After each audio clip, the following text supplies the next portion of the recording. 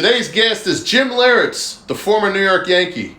He's got a couple of nicknames. The King, the second Mr. October, for his play in 2 World Series.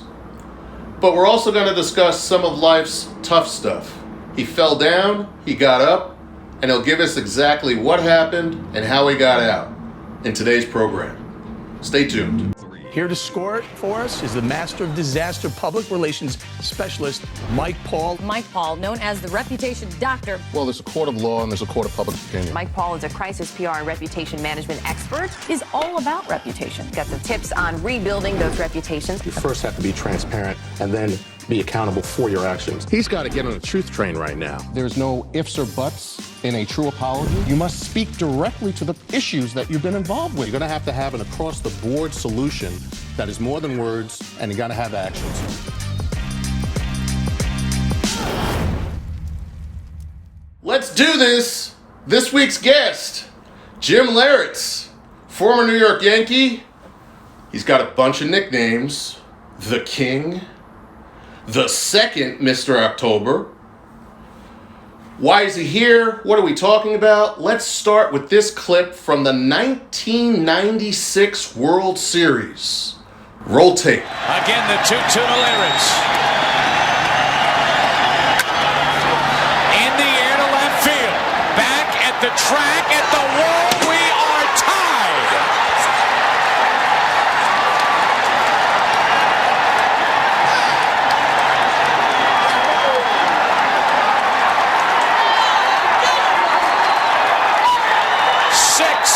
Here in the 8th, and it was a slider in the eyes of Leyritz. Another slider from Wolf. Jim, thank you so much for being on the program. No, thanks for having me, Mike. And hey, that highlight never gets old.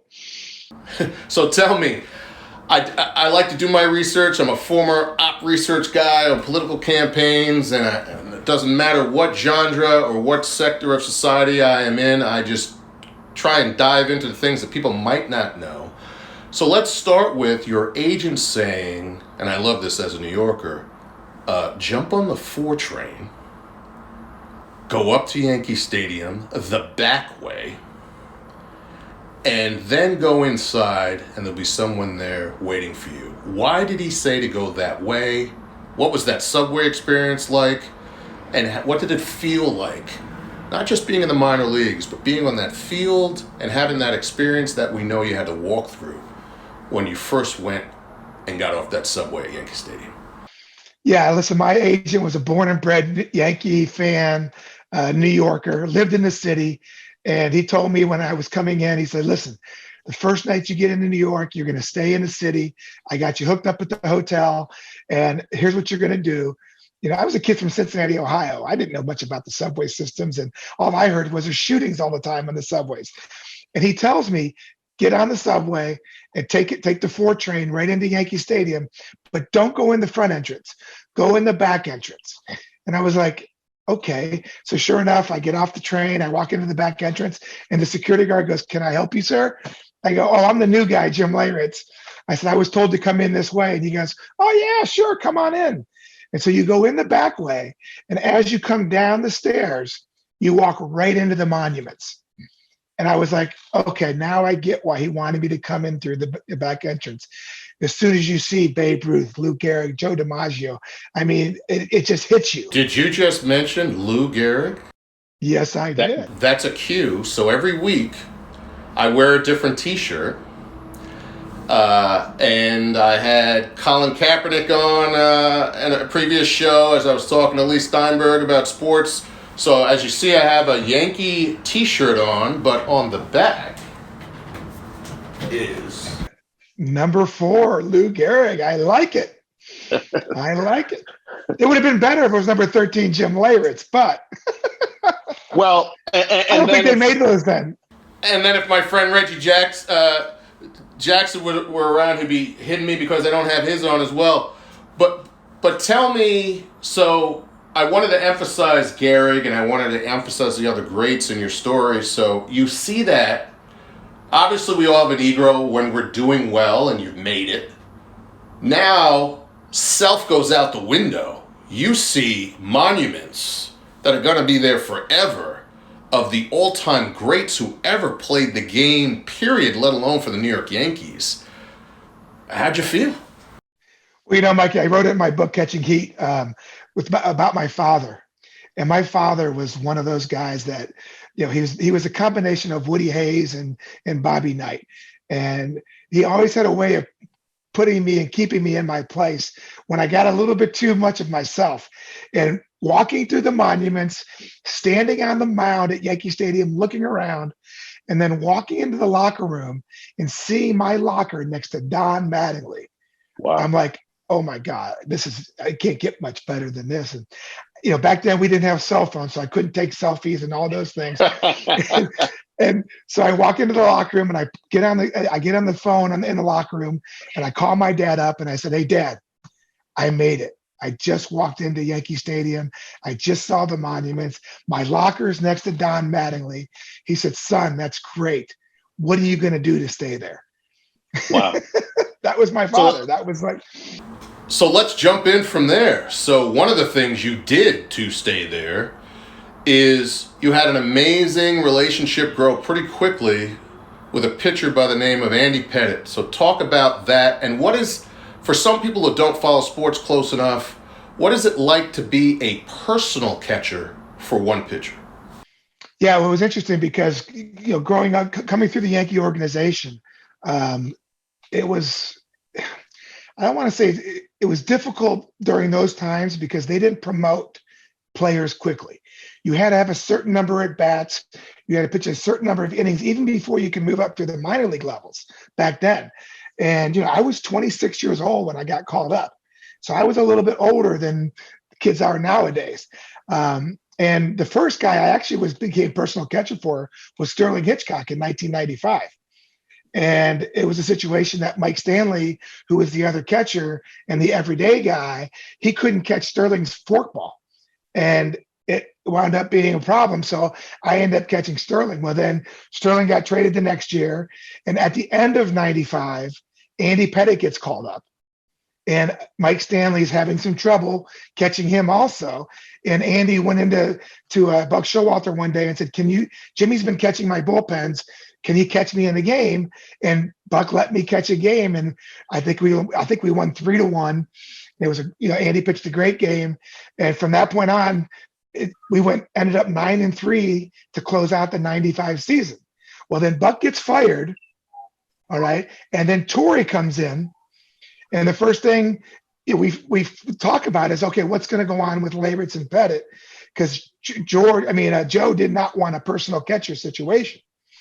And we all sat down during spring training, and Joe said to me, listen, you're going to be Andy's primary catcher, but if there's a tough left-hander on the mound, I want to get Girardi in the lineup, his right-handed bat in the lineup, and I want you to DH.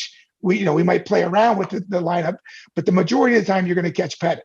And it was great because it worked out. I think Andy and I went like 19-7 that year. And that was the year he won like 21 games.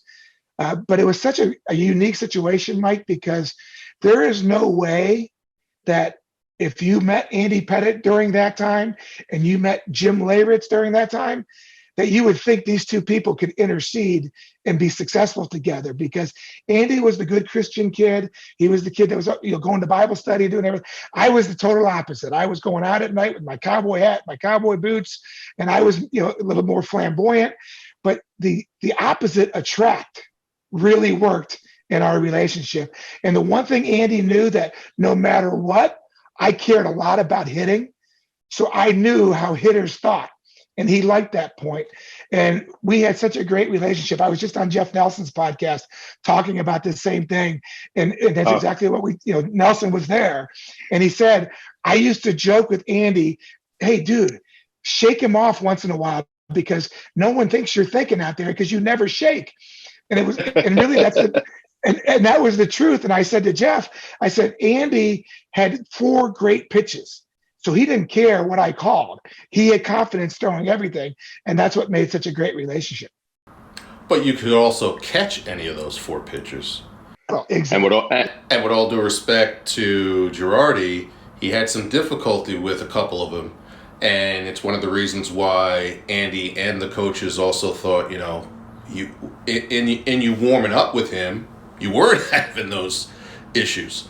Yeah, one of the things, the difference between me and Girardi, where Girardi was by the book, you know, that's why he's a manager now. I mean, this guy he was a manager when he was playing. But I was kind of like Don Zimmer. I was like, hey, I don't care what the stats say. I see this guy. We just threw a 90-mile-an-hour fastball at his head.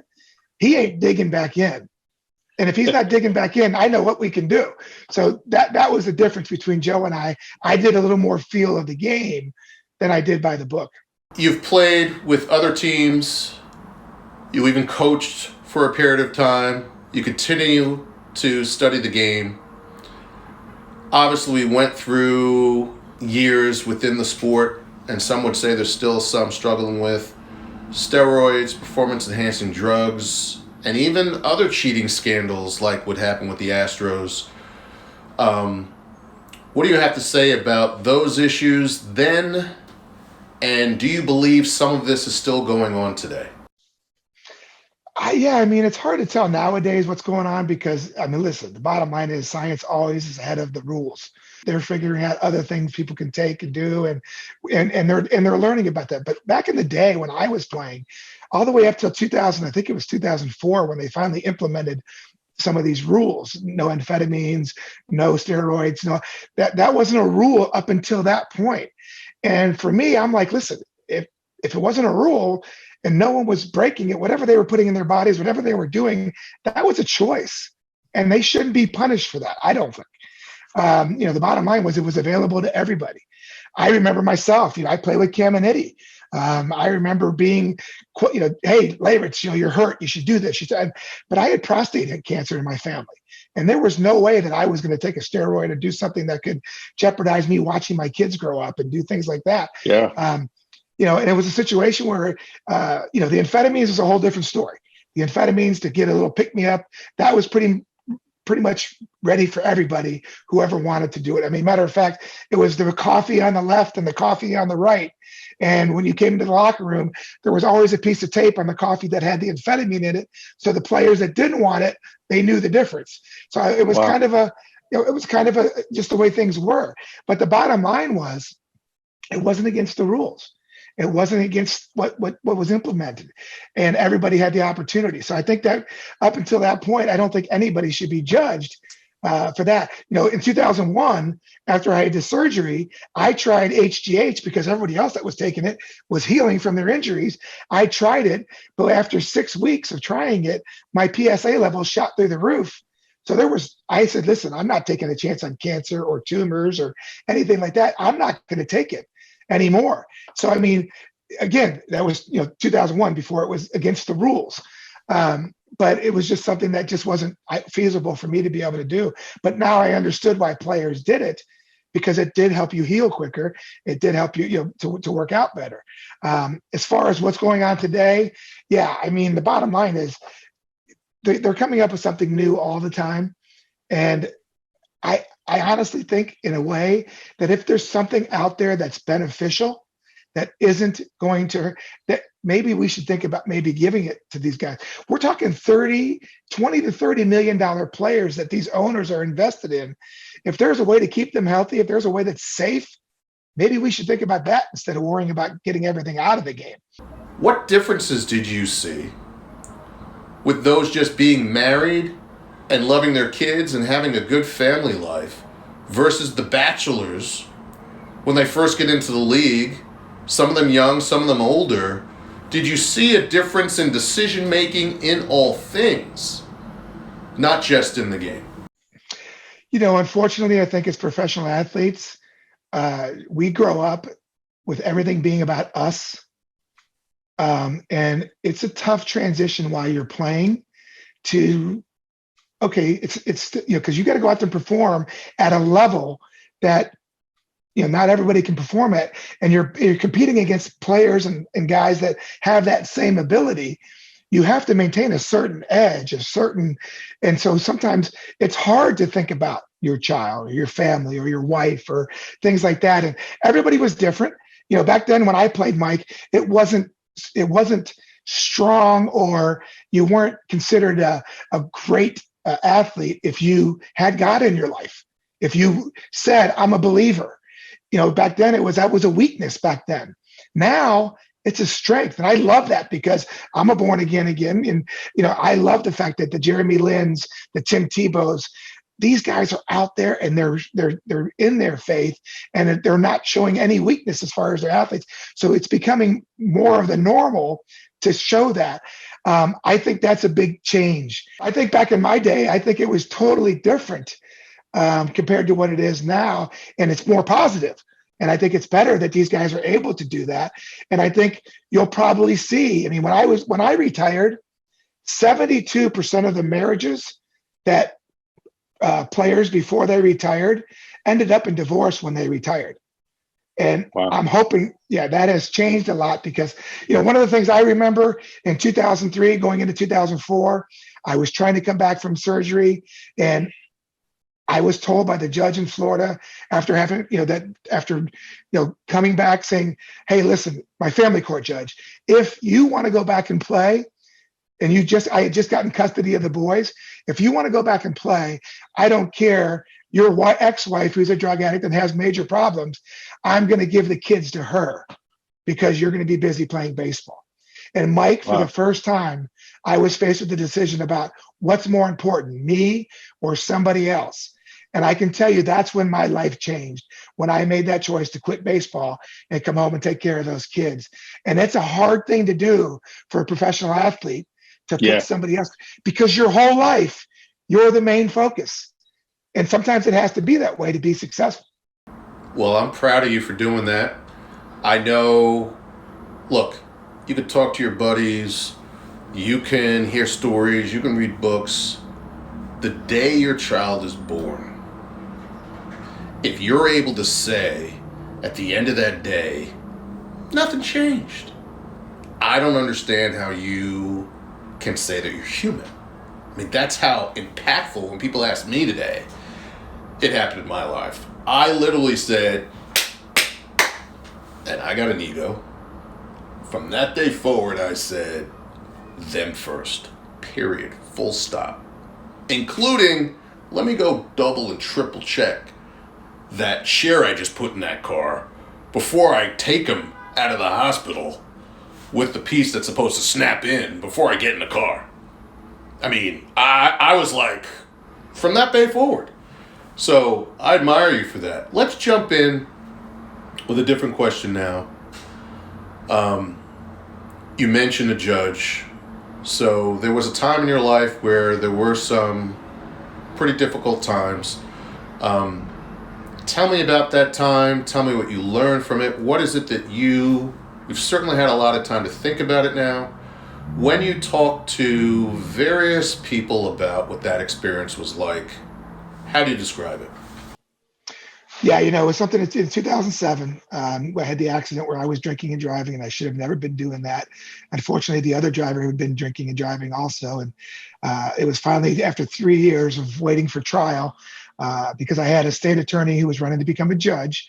And she was kind of using my name, kind of like the Duke lacrosse situation, was trying to promote her career through the headlines that I was able to get her because I was this famous New York Yankee. And long story short, I waited 3 years because I wouldn't take a plea. And Mike, it's one of the hardest things to do when you're going through that, when they offer you a way out.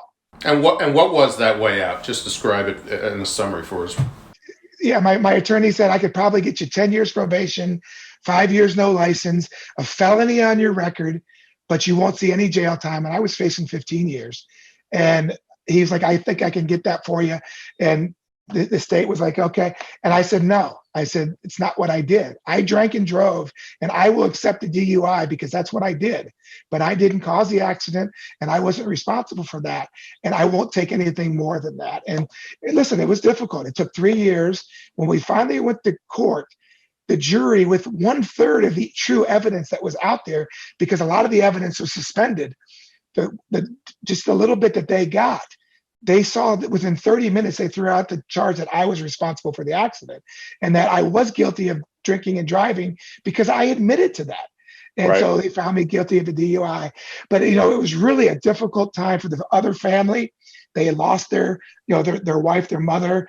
It was a very difficult time for them. It was a difficult time for my three boys because what I was going through, and I was their only parent at the time. I had custody of them. It was very difficult for both families. And we finally got to the end. And listen, I read a book called The Purpose-Driven Life during that time. Rick Warren. Exactly, Rick Warren. And I gave my life back to God through that book. And I also met my current wife through that book also, because she was a member of Saddleback Church. And that's in my book, Catching Heat also. But she is my wife today. But long story short, with all of that, it was very, very difficult to get through. I was on the brink of a great broadcasting career, working for ESPN, working for Fox. I had just covered the Red Sox 2007 World Series championship for Fox, and things were going great. And I lost all of that, and it took many, many years to get it back. But one of the great things, and I want to give you a lot of credit, Mike, you and I met right after all this happened, right after I was found not guilty. And a friend of mine named Larry Davis said, hey, this reputation counselor, Jimmy, let's get your reputation back right away, to get you back out there.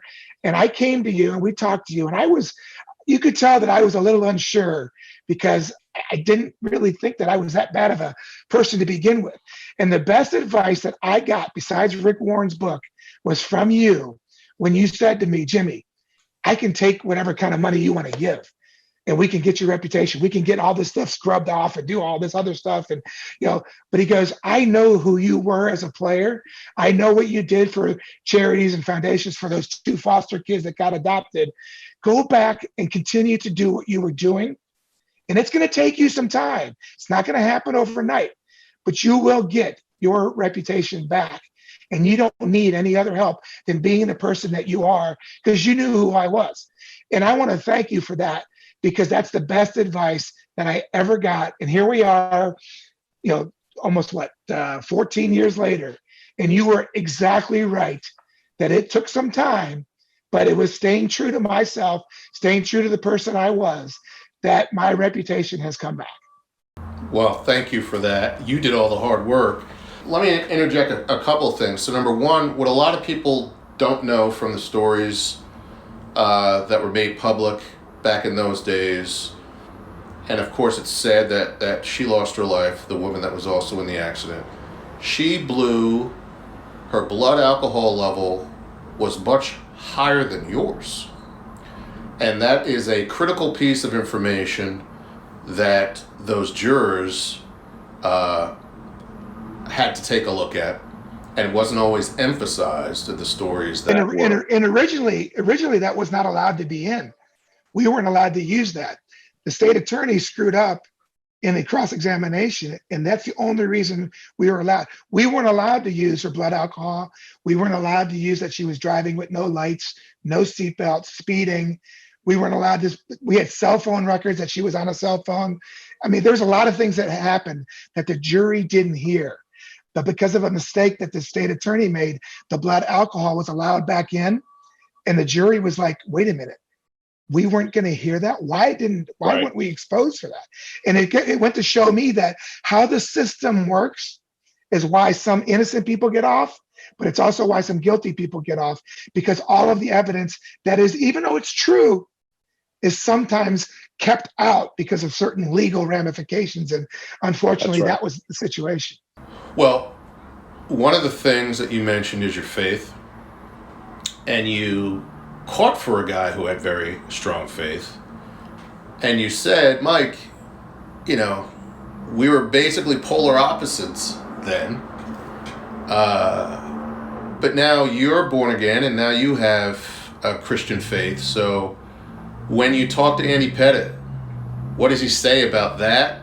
Does he say anything about the past and how he was accepting of you, and how he had learned to keep his heart open even to someone that was as different as you were to him then? And what's that like when you guys chat? Well, so when I was playing, I went to Bible study every Sunday in the locker room, because they bring a pastor in every Sunday in the weight room and gives a sermon, and I used to go in there every Sunday. and Girardi and, the really born again guys, Girardi, Paddock, Wetland, they were like, hey, lightning's going to strike. What are you doing coming in here? Joking with me. But I was like, okay, I still had from my father an upbringing that to believe in God. I just didn't always live that way. And then right after I retired, when I took custody of the boys and I was doing TV broadcasting and radio, I would go back and I would sit with Andy and we would talk about all this. And then when I read the book, The Purpose Driven Life, I reached out to him. But the one guy that was completely shocked was Mariano Rivera. And I gave Mariano my book and he read it and he called me up and he said, are you kidding? He goes, God bless you.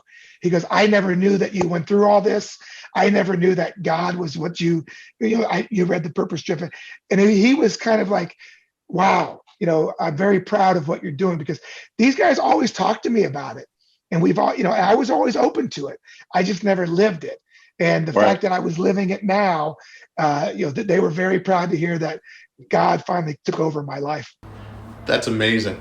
I wasn't able to, because of confidentiality agreements, back then, but I'll share some things now that without naming names.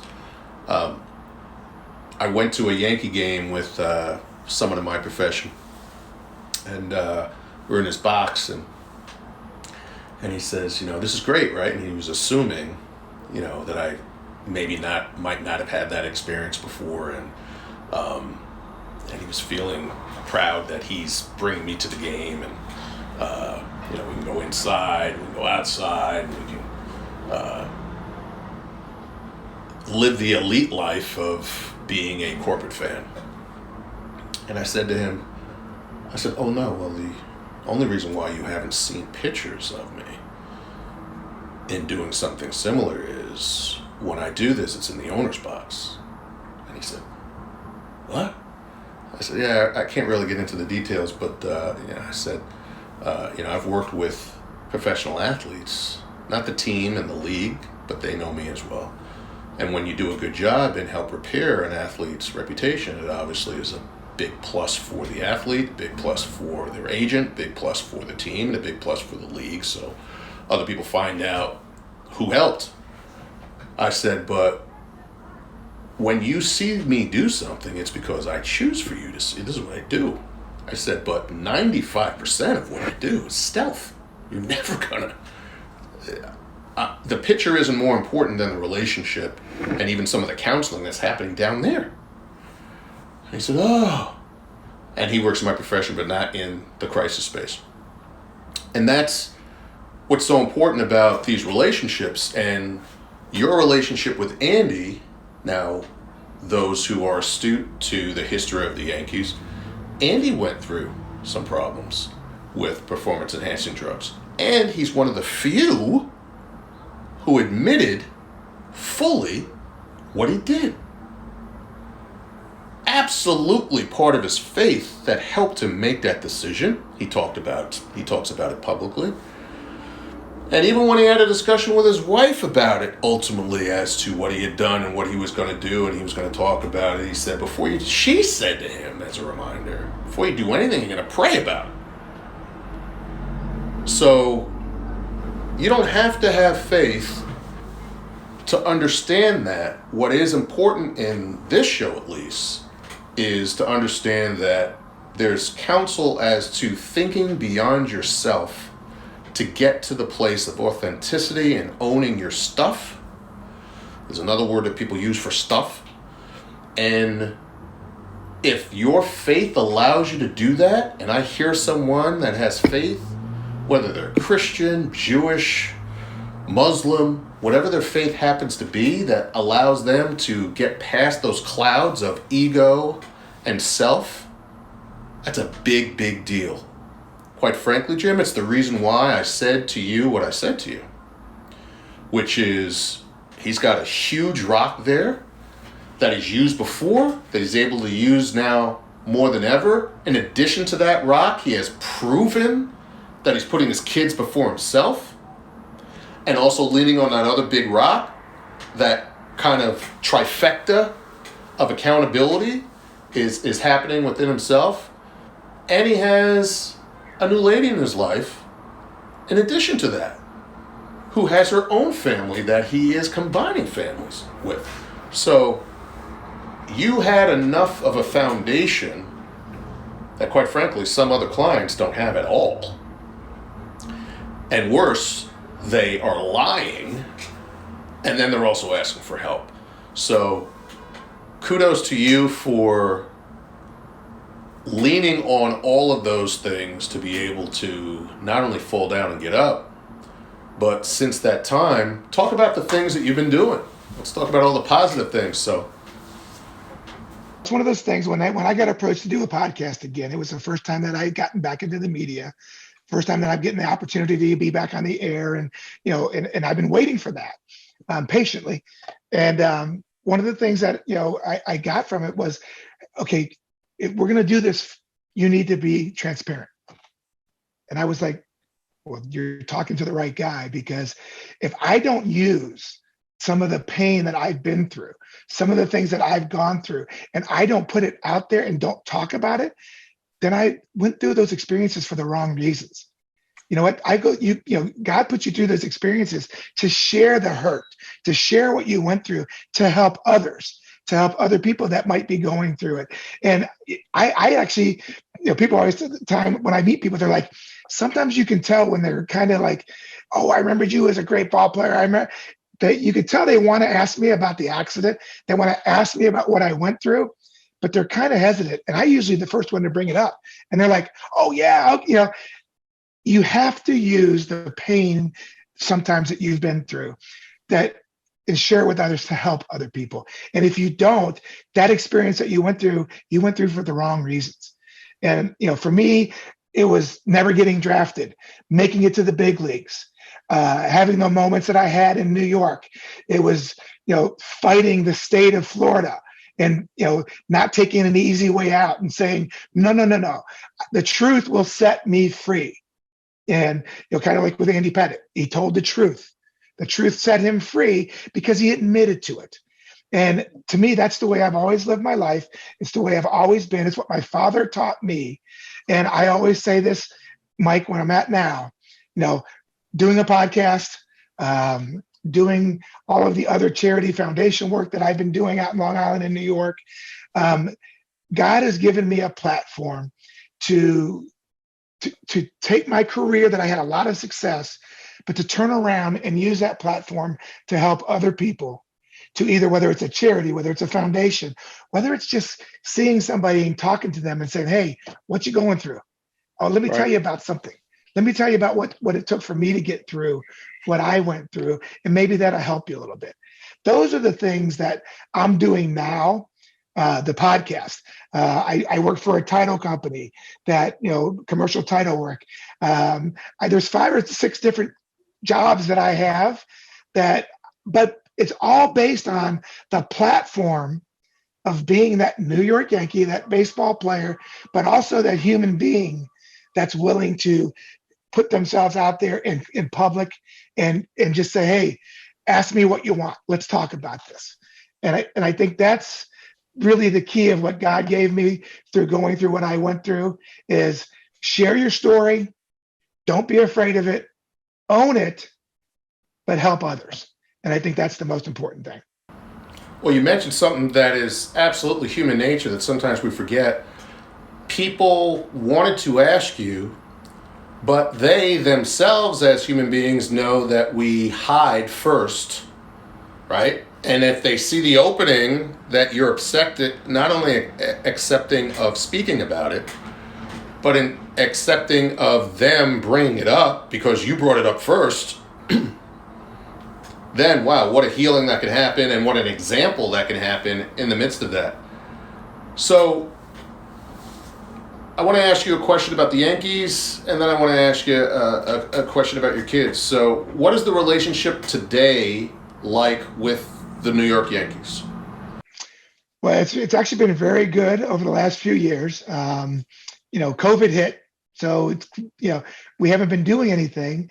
But the word that I get is that all these bans are going to be lifted pretty soon, and I'm hoping by June Samantha Gerard and Mike Tusiani, who do the suite level and do all the things for Yankee Stadium, they usually hire me to come in and do 30 or 40 games a year, along with Andrew Levy and him and David Cohn's suite.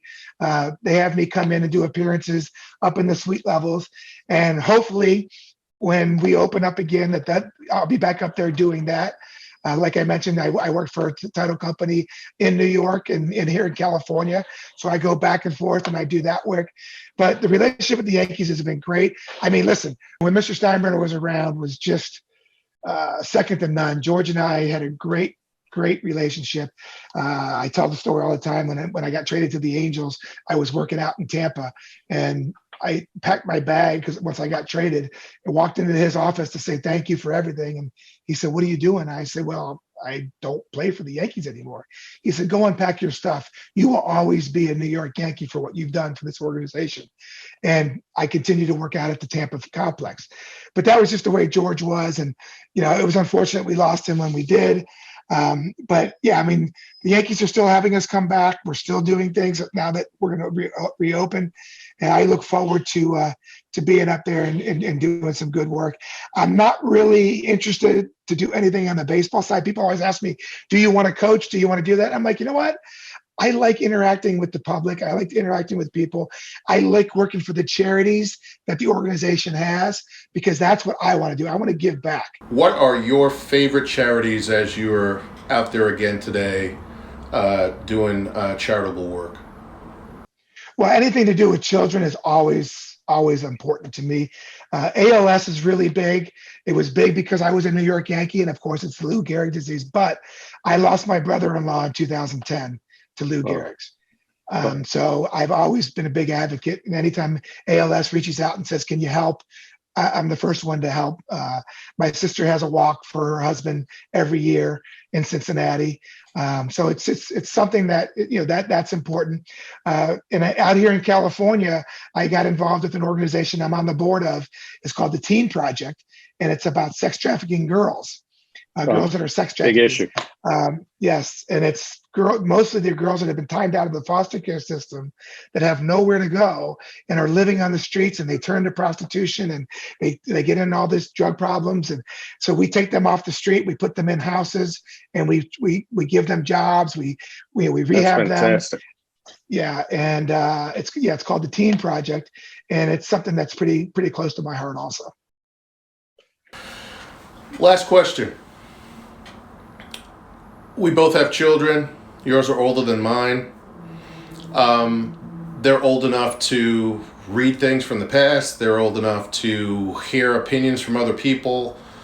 As examples for them in their lives, what do they know? What are the lessons, even beyond what you've been through, that you instill in your kids that are examples for others to hear now, and maybe utilize a discussion upon hearing this interview that others need to have with their own kids because they avoid having tough discussions themselves? Yeah, I mean, most of the time with my boys, I just tell them, tell the truth.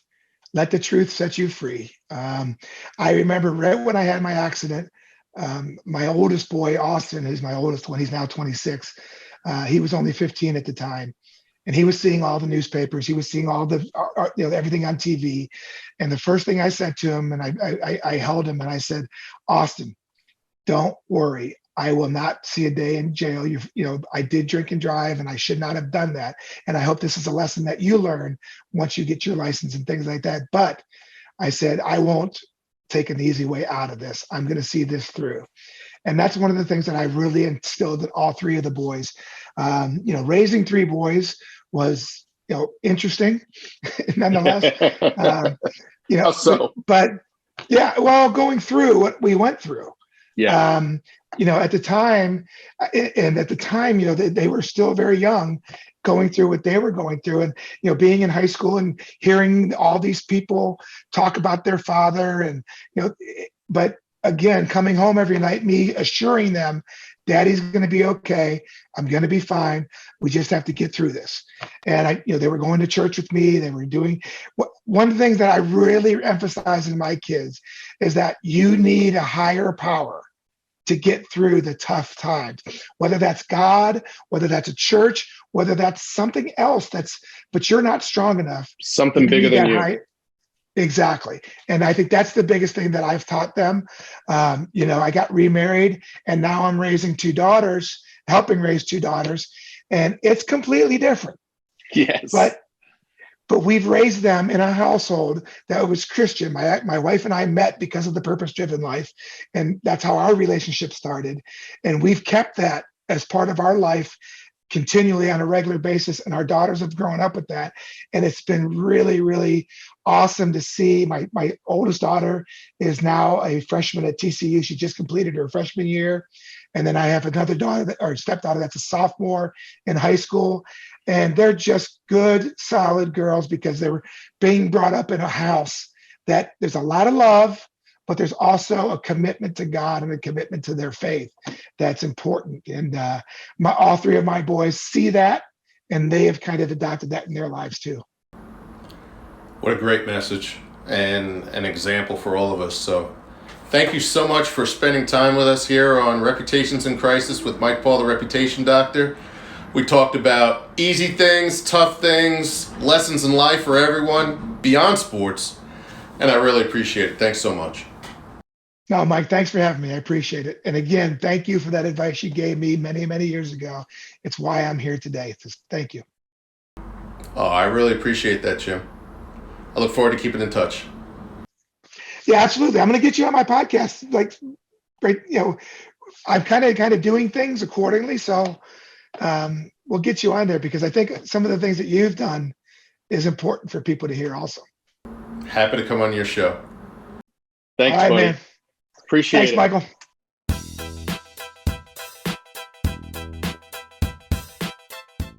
My Rep Doc opinion of Jim Leyritz.